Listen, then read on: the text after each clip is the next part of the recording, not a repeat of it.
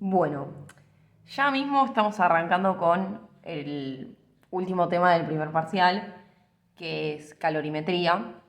Bien, lo primero que les voy a decir, que es lo mismo que les van a decir en clase, es que no es lo mismo calor y temperatura.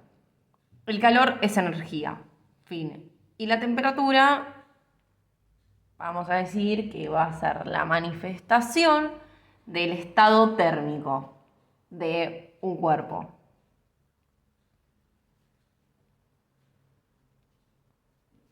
Sin más vueltas, en esta unidad, sí, vamos a hablar de la transferencia de calor, pero lo principal de acá es que la temperatura se puede medir y el calor no se puede medir. Nosotros no vamos a medir el calor, vamos a medir la temperatura, ¿sí? Bien, eso como punto número 1. Número 2. Acá puse C1 y C2, refiriéndome a cuerpo 1, como si esto fuera un cuerpo, un objeto, no sé, quieren poner un recipiente con agua, no sé, lo que fuere. Y el cuerpo 2, un cubo de hielo también, ¿por qué no? Lo que va a suceder es que el calor se va a transferir. Ahora estoy hablando de transferencia de calor, no estoy hablando de temperatura. El calor, van a ver que vamos a hablar de calor que el cuerpo cede, es decir, que le da otro, y vamos a hablar también del calor que se recibe. Dar y recibir, lo voy a anotar. Dar y recibir. Bueno, la cuestión de este punto es que el cuerpo con más calor le va a dar calor al de menos calor. O sea, supongamos que este cuerpo tiene más calor, este tiene menos calor. Ejemplo, un termo con agua hirviendo. Vamos a dibujar ahí un termito. Ponele termito. Y acá vamos a dibujar un cubito de hielo. Lo vamos a hacer medio redondito así.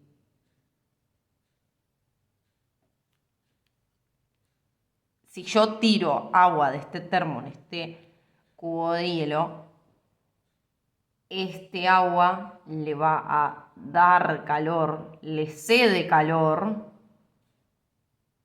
al cubo de hielo. No es al revés, no es que este cubo le va a dar calor al agua del termo. No, siempre la transferencia de calor se da del cuerpo con más calor al de menos calor. Punto número 3. Acá puse CE agua. CE va a significar calor específico.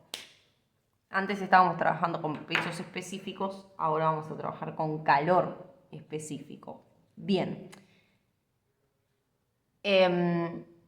Nosotros sabemos que las superficies se miden en unidades al cuadrado, las unidades de volumen se pueden medir en litros, centímetros cúbicos o el número que fuere al cubo.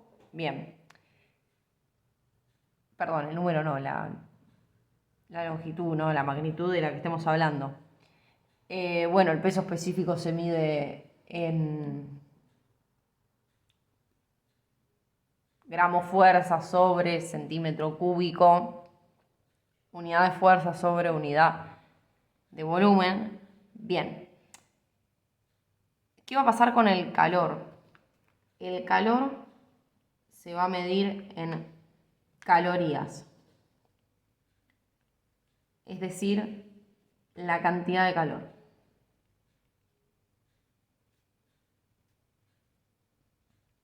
Bueno, ya voy con el calor específico. Bien. Del agua. Calor específico, agua. Bien. El calor específico del agua es una caloría sobre gramo por grado centígrado.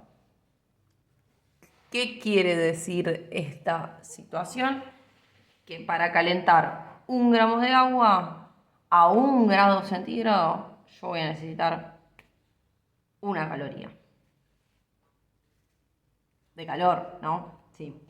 Calorías se va a referir siempre al calor. Bien. Punto número 4. Acá puse CS y CL. Vamos a tener el calor sensible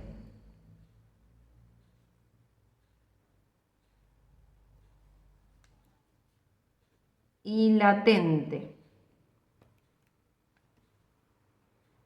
Bien. Ahora voy a explicar para qué va a ser cada uno, pero primero vamos a tener que pensar en los cambios de estado. Bien. Pensemos lo siguiente, yo tengo un cubito de hielo, vamos a dibujarlo.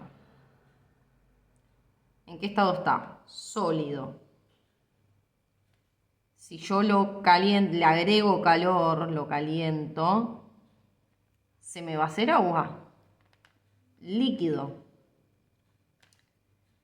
Y si yo caliento, sigo calentando este agua,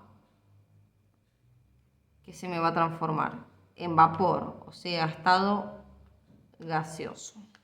Bien, yo tengo que saber qué va a pasar en el medio de estos dos y en el medio de estos dos. Porque en la transición de sólido a líquido sucede algo y la transición de líquido a gaseoso también va a suceder algo. De sólido a líquido ocurrirá un proceso que llamaremos, hay que reformarlo, dije, fusión. Y de líquido a gaseoso, más fácil, vaporización.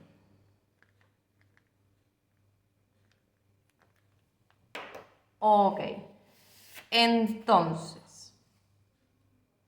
¿qué va a pasar? En estas dos fases, es decir, que cuando mi cuerpo se está transformando en la transición a transformarse, porque acá es sólido, acá se está transformando, acá ya se transformó. El resultado líquido se está transformando, resultado gaseoso. Bien, tanto en la fusión como en la vaporización va a ocurrir algo que se va a llamar calor latente. Que acá no va a cambiar la temperatura. No, porque yo al sólido le subo la temperatura.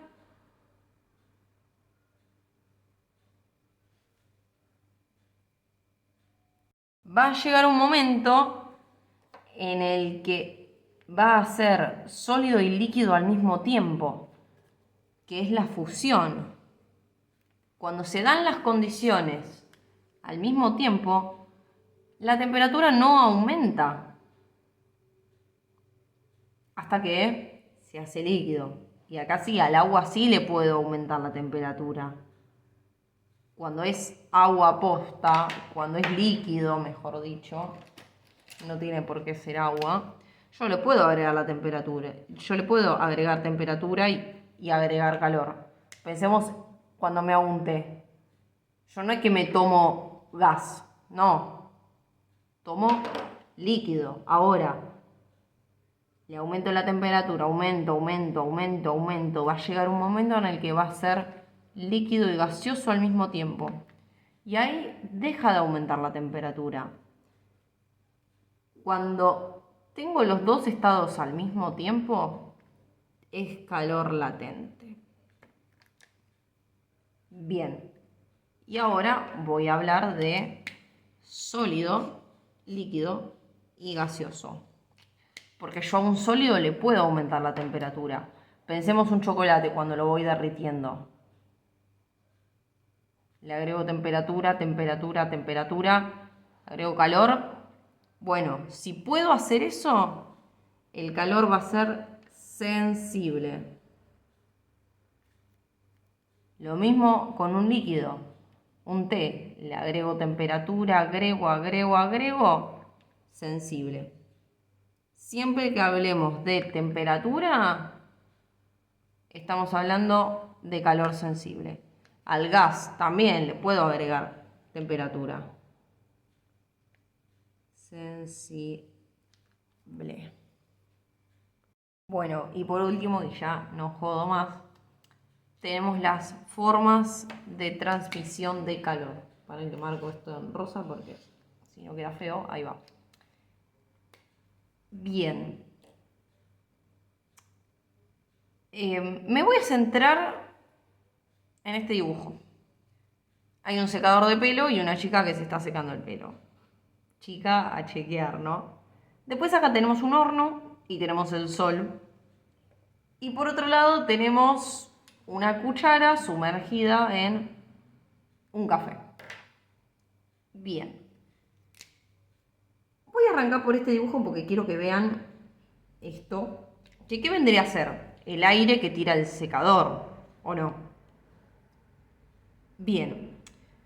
O sea, no es que yo no puedo acercar el secador apagado porque no me va a dar calor de esa manera, ¿o no?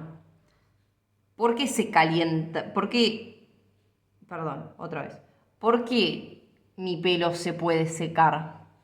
Porque le están dando aire caliente, ¿o no? Pensémoslo así.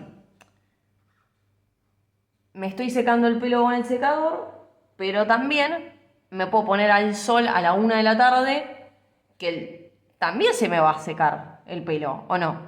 ¿Cuál es la diferencia? Que uno me va a tirar aire caliente y el otro no me va a tirar aire caliente. O sea que podemos decir que hay materia de por medio. Hay materia, material, como le quieran decir. Mentira, como le quieran decir, no, en el parcial van a poner materia, pero hay una sustancia, hay átomos que me ayudan a que el pelo se caliente y se seque. Bueno, esta forma de transmisión de calor va a ser por convección. Que lo más importante de la convección es que hay intercambio de materia, hay transporte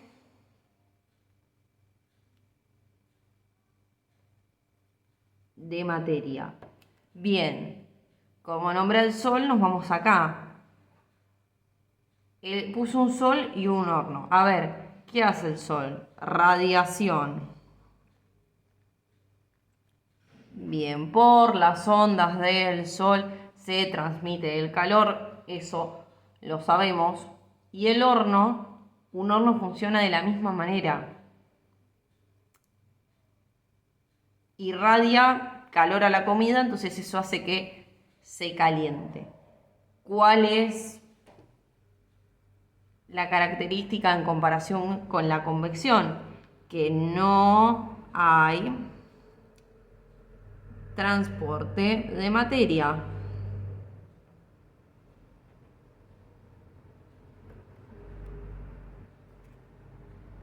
Y por último, ¿qué tiene que ver la cucharita dentro del café?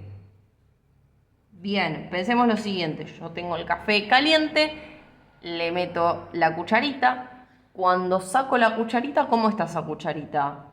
¿Caliente o no? ¿Se calentó? Ahora, se calentó gracias a que estuvo en contacto con el café. Porque yo la cucharita la puedo limpiar todo, pero va a seguir estando caliente. Entonces, lo importante de la conducción es que cuando sumergí la cucharita, el calor se condujo hacia ella.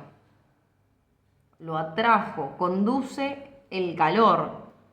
no hay transporte de materia, como en la radiación, y se dan los sólidos. Una cucharita de metal es buena conductora del calor. ¿Por qué? Porque permite que el calor lo penetre, por decirlo de alguna manera, de manera fácil. Se transfiere y el metal se calienta. Bueno, como el metal, la cuchara, se calienta, esta transferencia del calor del café a la cuchara se la llama conducción, porque el calor se condujo hacia la cuchara, el calor se conduce hacia la cuchara.